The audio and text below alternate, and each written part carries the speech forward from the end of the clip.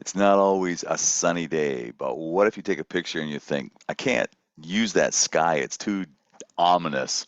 Let's see if we can figure out how to change the sky in a photo. Of course, we're in Photoshop, our favorite program. I'm sharing my screen. There we are. And you can see here, I'm in Photoshop, and wow, that looks spooky. There's something big coming in. We got pounded. This is us in Kingston, and we got pounded by a rainstorm about 3 minutes after I took this picture. So, like, you could say, I'm going to choose the sky and use your lasso tool. It would be a ton of work and it would not be fun.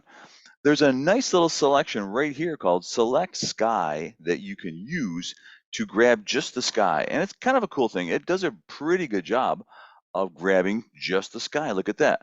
And what I can do once I unlock my background layer is say I want to get into my hue saturation, which is Command U or Control U.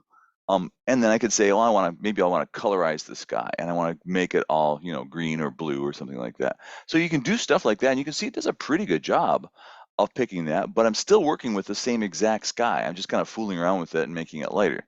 So it doesn't look quite so bad. But let's do something even more amazing than that. I'm going to deselect that, and what I'm going to do is come up here and go to the Edit Sky Replacement tool, which not only lets me pick the sky, it says, oh, you want to change the sky to something else? How about that sky? How about that sky? How about blue skies? How about rainbows? How about spectacular skies? How about sunsets? Like, look at this. It's just crazy great. So anytime you say, well, I want to put that sky in there or that sky in there, it'll just give you a huge collection of great skies that you can work with and put in there. Okay, so that's really easy to do. You can mess around with things like shift the edges and the brightness and the temperature and the scale.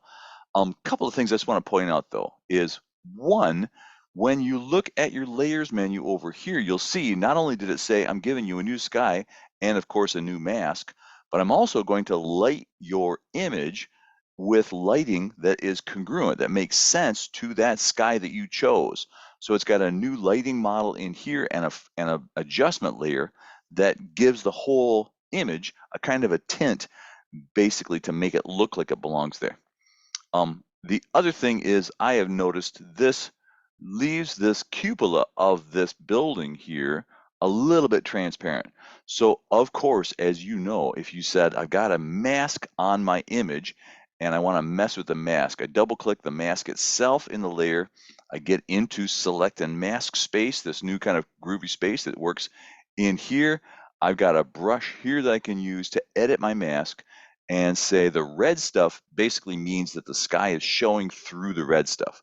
I don't want it to show through the red stuff. So I'm going to use, if I hold down the Option key, I get basically an eraser and I can go back in and erase where the red was letting the sky show through my cupola, the dome on this building here. And I can kind of mess around with that until I'm very happy with that and get that just so. And then I can go back and say, let me make sure I'm okay with that. Okay. And now that I get to see that, I can see that my cupola is now opaque instead of transparent. So you could do a whole lot of things with that to change that. But I thought that was a pretty great trick. There are lots of other toys in here. I hope that you're finding these videos helpful, and I look forward to seeing what amazing things you do with it. So long.